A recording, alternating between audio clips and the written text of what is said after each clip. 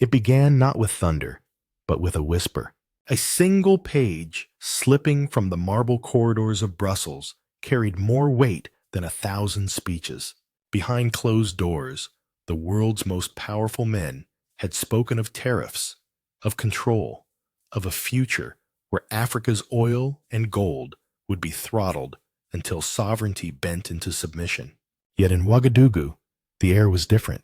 One man, Captain Ibrahim Traoré, called it by its true name, economic warfare, and in that naming, a battle line was drawn. Stay with us. This is not merely another headline. It is a turning point in the story of dignity and sovereignty. Subscribe now and walk with us as we follow the path history refuses to erase. For centuries, Africa's lifeblood has been extracted under the guise of partnership. Oil fields drained while villages remained in poverty. Gold shipped across oceans while schools crumbled in dust. Today, a different voice rises. A continent long spoken for is now speaking in its own tongue. But the question that echoes beyond deserts and capitals is this: if one small, landlocked nation dares to resist, can the rest of the world afford to look away? It began with a leak so small it could have been dismissed. A whisper in Brussels, a single sheet of classified text. Yet its words thundered like a storm across continents. Donald Trump, standing before NATO allies, had made a demand cloaked in the language of strategy, but sharpened into a blade of coercion. Tariffs on Africa, strangle its oil, block its gold, bend it into submission. This was not diplomacy. It was punishment by design. The lifeblood of Western economies, hydrocarbons and bullion, were now mapped as pressure points on which to tighten the noose. In the marble halls of Europe, silence followed. Ministers exchanged glances, but offered no protest. Too many industries were entangled in American pressure. Too many careers at stake. The calculation was cold. Africa could absorb the pain. Europe would obey the call. But what they forgot is that silence is never neutral. When unchallenged, silence becomes complicity. And so the leak found its way beyond the gilded chamber, falling into the hands of a journalist who understood its gravity. With a few paragraphs published at midnight, the plot was no longer secret. By dawn, radios carried the words into markets and villages. Africa's resources were under attack. In Ouagadougou, Captain Ibrahim Traoré did not flinch. He read the leak not as speculation, but as declaration. This was not a policy adjustment. It was war without bombs, economic warfare. He gathered his advisors before the sun rose and spoke with a clarity that cut through the haze of fear. They want our oil. They want our gold. But more than that, they want our sovereignty. If we bow today, tomorrow we will be slaves. His words spread through corridors like sparks in dry grass. By midday, calls were placed across the Sahel, Mali, Guinea, Niger, and beyond, not to diplomats, but to leaders who knew the sting of exploitation. Within days, a closed-door summit was convened in the heart of West Africa. Not Paris, not Geneva, but Ouagadougou, a city scarred by history, yet unwilling to bend. Behind those doors, the air was heavy with both memory and defiance. Each leader spoke of the same wound: gold, siphoned away through opaque contracts, oil pumped by foreign firms, while communities were left in the dust of poverty. For decades, they had been told to accept aid, to be patient, to adjust to the terms set elsewhere. But the leak changed everything. The time for petition was over. The time for choice had come. Traoré set the tone. His voice did not rise in anger, but anchored itself in resolve. If they impose tariffs, then we impose dignity. We will shut down the flow of oil and gold to their markets. We will seek partners who respect us, not masters who own us. At first, the room fell into silence. The weight of his words was dangerous. Shutting the valve on oil and gold would mean hardship at home, confrontation abroad. Yet silence shifted into nods, and nods hardened into agreement. For the first time in decades, fractured voices converged. Sovereignty was no longer a slogan. It was a decision. News traveled quickly, not through communiques, but through the murmurs of ordinary people. Radio stations repeated fragments. Social media carried slogans. Markets buzzed with whispers of shortages, of higher prices, of sacrifices ahead. Farmers asked if their crops would still find buyers. Mothers wondered if schools could still afford books and medicine. Yet beneath the anxiety ran something new: pride. A student in Ouagadougou lifted a sign: "Better to endure hunger for a year than slavery for a century." The crowd erupted. The sacrifice was real, but so was the dignity. Oil and gold had always been described in sterile terms: barrels, ounces, reserves. But in this moment, their meaning transformed. They were no longer commodities measured by Western exchanges. They became symbols of oxygen, the air that sustained African independence. And Ibrahim Traoré, standing firm, had placed his hand on the valve. The question that now hung over Brussels, Paris, Washington, and Ouagadougou alike was stark and unavoidable. What would happen if Africa dared to turn the valve shut? The summit in Ouagadougou ended not with signatures on a treaty, but with a sentence heavy enough to tilt the balance of continents. If tariffs were imposed, Africa would not plead. It would retaliate. Oil and gold, the oxygen of global markets, would no longer flow freely. For decades, the continent had been a well from which others drank at will. Now, for the first time, the well had a guardian who refused to bow. The decision reverberated instantly. Within hours, fragments of the debate leaked into crowded streets. In Bamako, in Niamey, in Conakry, radios carried the same refrain: Africa would no longer trade dignity for survival. On social media, a chorus grew louder. Hashtags, written by students and activists, echoed across languages and borders. Stand firm. Africa will not kneel. The tide of public sentiment surged. Markets buzzed with uncertainty. Merchants whispered of higher prices. Farmers worried over exports. But pride outshone fear. The continent had found a voice, and that voice was saying no. Then came the image that no media machine could erase. On national television, Ibrahim Traoré stood at a plain wooden podium. He was not flanked by generals or diplomats in tailored suits. Instead, behind him stood the faces of the nation itself. Miners with dust-streaked overalls, farmers with calloused hands, engineers in worn jackets. Together, they formed a human wall of defiance. Traoré's words were unpolished, but sharp as iron. They say we are reckless. I say we are free. Oil and gold do not belong to Europe. They belong to Africa. From this day forward, they will not flow without dignity. His voice cut across airwaves, echoing from dusty radios in villages to smartphones glowing in crowded markets. The reaction was immediate and electric. In Ouagadougou's Independence Square, a young student lifted a placard: "Better to endure hunger for a year than slavery for a century." The crowd roared in approval. In Lagos, murals appeared overnight, showing barrels of oil wrapped in African flags. In Kinshasa, marketplaces erupted with cheers as the speech replayed on loop. Across the diaspora, from Paris to New York, Africans rallied, chanting the same words: "If Traoré stands, we stand." But while pride burned across the continent, panic spread through Europe's financial districts. In Frankfurt, gold traders watched prices rocket skyward, their screens flashing red with each tick.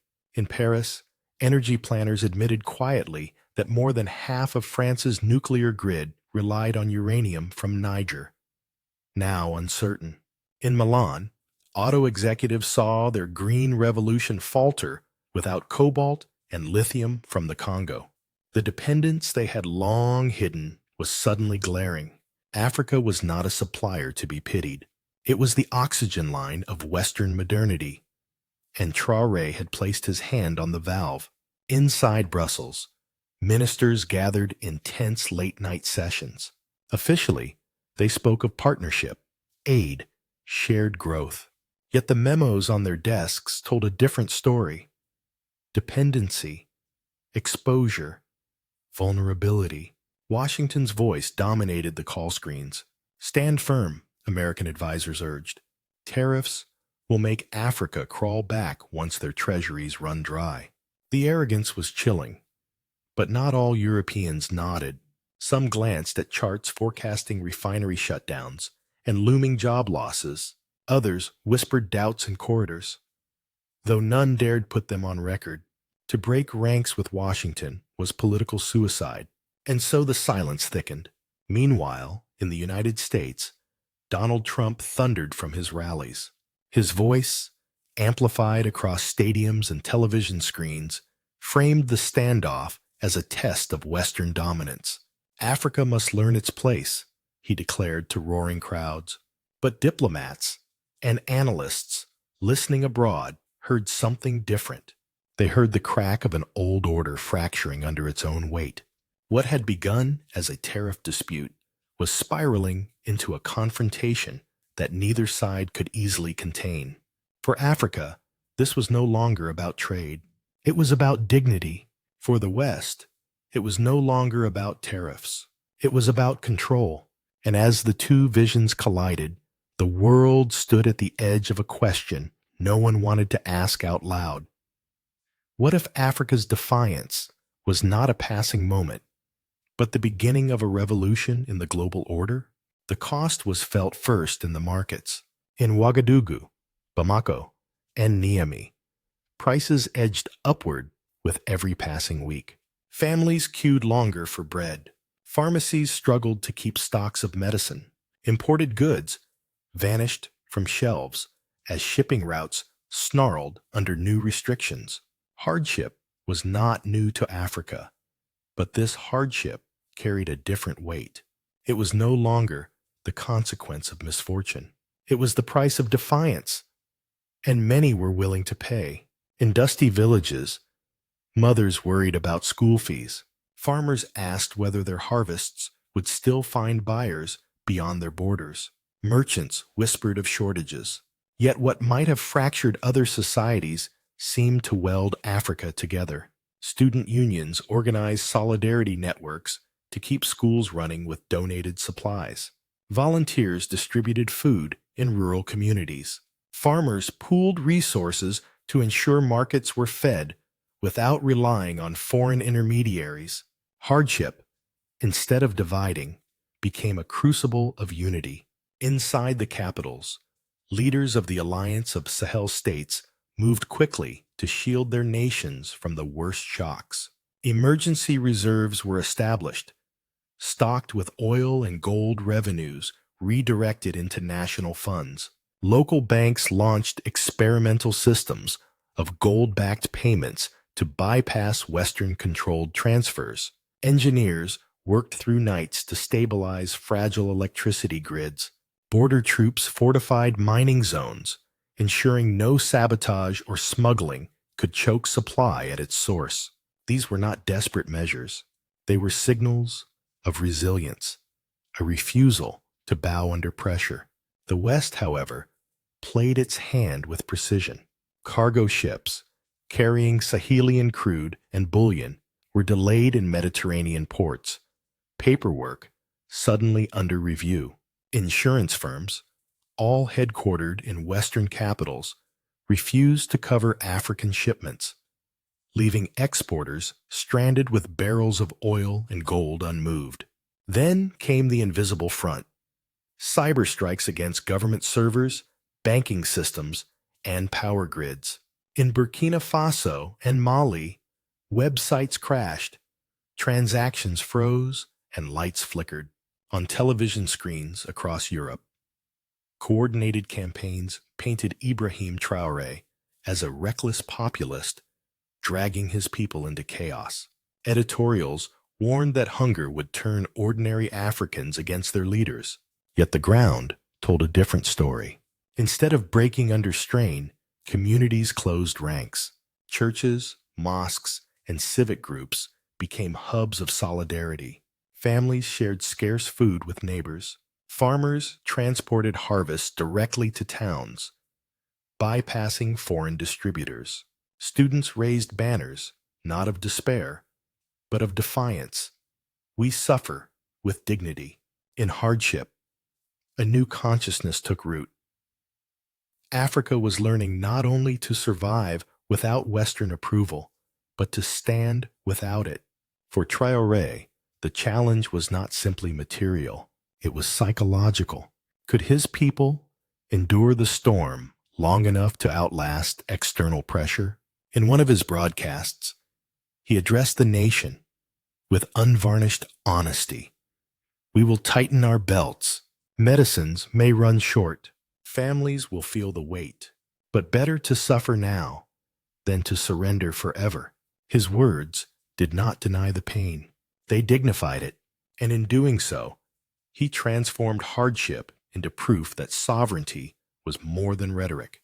This was, in truth, the essence of what some in Western capitals began whispering as the Ibrahim Traoré coup, not a coup of guns and tanks, but of imagination. The overthrow of dependency itself. It was a revolution without bullets, but with the same weight of history. A people deciding that the price of hunger was still cheaper than the price of chains. In Europe, not all were convinced the strategy would succeed. Analysts predicted that Africa's unity would fracture under economic strain. They pointed to fragile supply chains, to thin reserves, to the patience of ordinary citizens. Yet every new attempt to fracture Africa seemed to produce the opposite effect. Families who once looked to Paris or Washington for solutions began looking inward, to their own governments, to their own resilience. The strategy of pressure, designed to sap morale, was instead forging resolve. But unity is fragile, and pressure unrelenting. For every step Africa took towards sovereignty, the West escalated its tactics. Drones circled Sahelian skies under the guise of monitoring. Ports once open to African exports now demanded triple tariffs on cocoa and coffee. Embassies issued travel warnings, draining tourism revenue. Infrastructure projects were abandoned as foreign contractors fled. It was a chess match played on the lives of millions, and with each move, the stakes grew higher. The continent had chosen dignity over ease, sovereignty over comfort. Yet the question that haunted both Africa and the West was simple. Could this unity endure when the weight of the world pressed harder still? Beyond Africa's borders, the tremors were unmistakable. In Beijing, trade officials moved with silent efficiency. Emergency credit lines were extended to African exporters, bypassing Western banks entirely. Contracts were signed guaranteeing purchases of oil and gold, regardless of tariff barriers. In Moscow, delegations arrived offering joint ventures in refining and drilling, promising that no Western sanction could touch a barrel once rebranded under Eurasian agreements. And in New Delhi, a bold announcement echoed: long-term commitments to buy Sahelian crude, securing a market even if Europe slammed its doors shut. BRICS nations were not offering charity. They were making a calculation that a continent long dismissed as dependent was now a partner capable of shifting the global order. In Europe, the atmosphere was less confident. Behind closed doors, ministers wrestled with contradictions they dared not voice in public. German officials warned bluntly, "Sanction them, and we sanction ourselves." French energy planners feared the lights going out without uranium from Niger. Italian auto executives stared at stalled production lines without cobalt from the Congo. Yet still, the official stance clung to Washington's line. Publicly, Europe spoke of unity. Privately, it trembled. Across the Atlantic, the United States doubled down. Donald Trump framed the crisis as a contest of will, a test of Western dominance. His rallies thundered with promises to teach Africa its place. But diplomats elsewhere heard a different echo. They heard the arrogance of an order that assumed permanence, now colliding with a continent unwilling to kneel. The harder America pressed, the more Africa's defiance resonated. Around the globe, a chorus of voices began drawing parallels.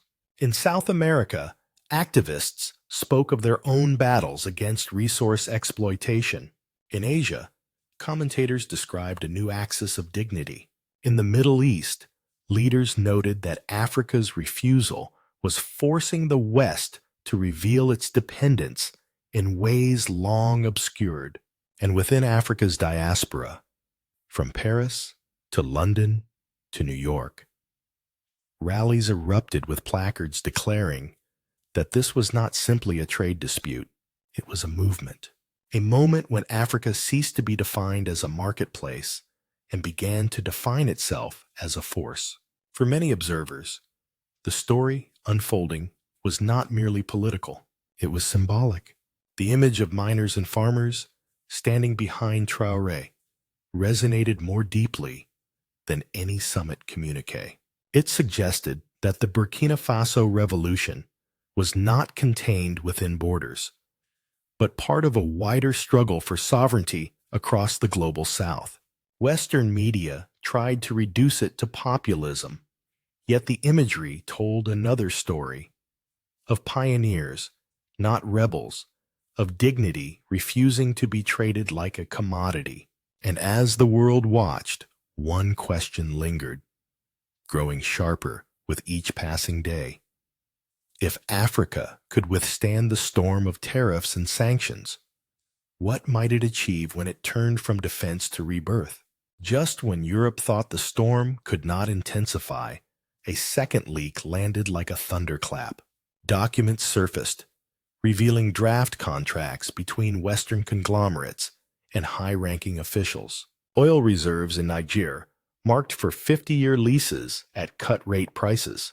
Gold from Burkina Faso funneled directly into offshore accounts, bypassing African treasuries entirely. The revelation stripped away the pretense. This was never about tariffs. It was about permanent control, a colonial script rewritten in the language of modern finance. The outrage was immediate and incandescent. In Bamako, crowds surged outside foreign company offices, demanding accountability. In Ouagadougou, parliamentarians convened an emergency session. Across Lagos, Kinshasa, and Dakar, protesters carried placards declaring no more hidden chains. For ordinary citizens, the shortages they endured no longer felt like punishment. They became proof that their leaders were shielding them from a theft centuries in the making. The sacrifices suddenly carried meaning. The alliance of Sahel states seized the moment. A joint investigation into 2 decades of foreign contracts was launched. Teams of economists, lawyers, and auditors began combing through agreements once hidden behind red tape.